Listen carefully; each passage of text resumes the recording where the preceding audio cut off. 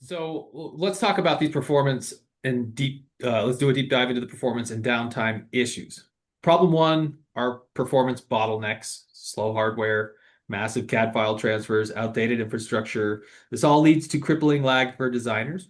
Every second of delay compounds across an entire engineering team, eroding productivity and morale. So basically, every second that gets delayed from an engineering standpoint does compound because there are other people waiting on those files and their time gets pushed down the line as well. So we want to avoid crippling lag for designers.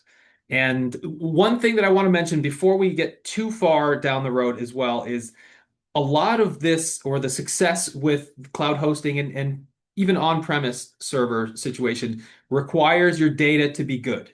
Meaning that if your SolidWorks assemblies have a bunch of circular references, or the name of the file has some mismatches, or there's something that prevents that data from actually being useful, then it's not going to be useful no matter how much money or time or effort you throw at the infrastructure. So all of this is assuming that you've done the work to make sure that your assemblies are clean, that there's no made errors, there's no circular references, that when you open that assembly file, there's not a big red tree that says, here are all of your errors. And, that's a problem unto itself, but that has to be solved before any of this infrastructure can actually contribute to productivity. Because Yeah. most of the time when we find lack of productivity, it's due to the CAD files and their just state of being. Yeah, and this is really why we have stuck with EpiGrid and Converge together and also separate. So while yeah, a lot of SolidWorks resellers don't have a cloud hosting company that they also own and all work in, and a lot of cloud hosting companies don't work with SolidWorks resellers, because they're two different things to a lot of people, but to us, they're the same. They're really you have to be able to figure out where the bottleneck is. And is it in the CAD files like Tanner's talking about? If you got to have that figured out first, then you need to have, is it in some kind of IT infrastructure, something like that? So you need to be able to look at both sides of the problem to actually figure out where I'm losing all my time.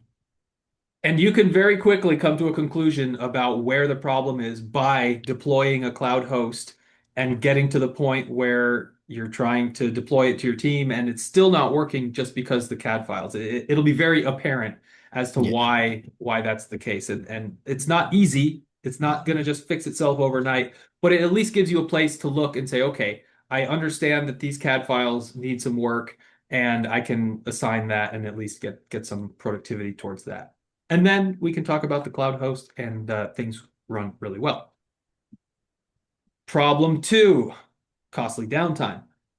Highly paid engineers end up spending hours troubleshooting. Troubleshooting, that's the key word here. We don't want engineers to troubleshoot anything other than their engineering problems, but very often they're spent troubleshooting hardware or network or SNL issues and instead of designing parts. So this is not an IT problem. This is a direct hit to your product development timeline and bottom line.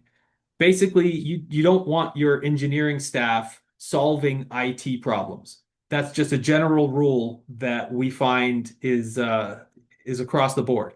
And very often engineers do get thrust into that position because, they deal with SOLIDWORKS, they deal with PDM, and they have some sort of idea as to how things work. But overall, you want your designers designing, validating, approving, whatever their things are, instead of troubleshooting hardware or network issues.